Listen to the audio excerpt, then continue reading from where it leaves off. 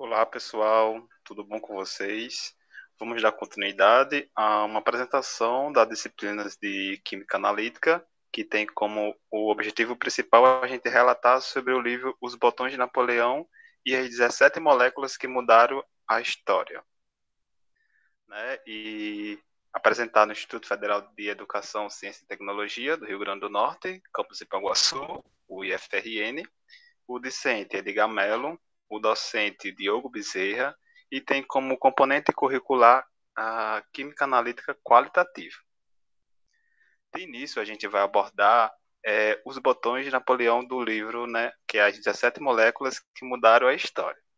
Que o sumário ele apresenta 17 capítulos, mas nessa apresentação a gente só vai apresentar dois capítulos, que é o capítulo 1 e o capítulo 2, bom?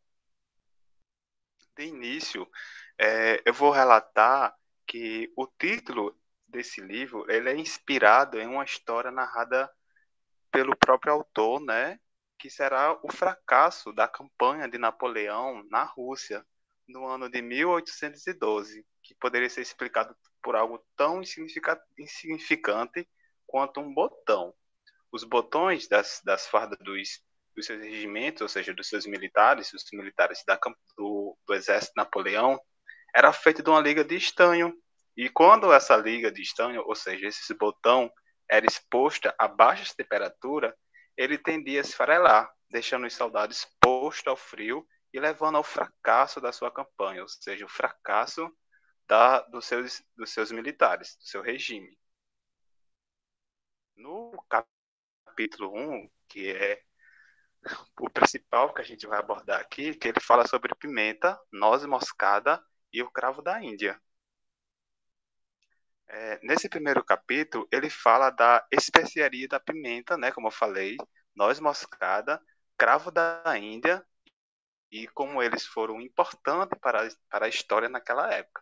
E de suas propriedades químicas, como a pimenta, que possui uma molécula piperina, como vocês podem observar aí na imagem, que é responsável pela ardência, né? Pois ela provoca uma certa dor que é respondida com a, pelo cérebro com a liberação da endorfina. Apesar do cravo da Índia e noz moscada possuírem famílias diferentes e terem surgido em regiões distintas, suas moléculas são responsáveis pelo odor e são extremamente semelhantes. Elas são chamadas de eugenol e isogenol, que é o cravo da Índia e os noz moscado, respectivamente. Essa substância apenas se difere na posição das suas ligações, as ligações duplas. Essas especiarias foram muito disputadas no passado e no início, a era do descobrimento, assim influenciando muito nos dias de hoje, principalmente na geografia. Já no capítulo 2, que ele fala sobre o ácido ascórbico, esse capítulo ele fala desse ácido, ou seja, a vitamina C, e de como ele poderia ter mudado a história se fosse descoberto antes, e como mudou depois de ser descoberto. Na era do descobrimento, que foi movido pelo comércio da especiaria, era muito comum as grandes navegações para transportar essas especiarias. Porém, essas embarcações sofriam o escórbuto, ou seja, uma doença causada por tribulações, e tornava-se uma grande parte inútil para o trabalho, assim dificultando muito o trabalho dentro dos navios. Mas essa doença começou a ser contida pelo capitão da Marinha Real Britânica, que é o James Cobb, que mudou os hábitos de higiene e a dieta que passava a conter os alimentos, como ácido, esse ácido ascórbico, representado aí na imagem, é, e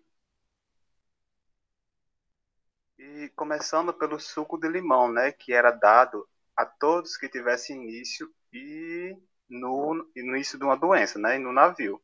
Com o tempo, outros capitães também passaram a adotar essas medidas de combater a doença.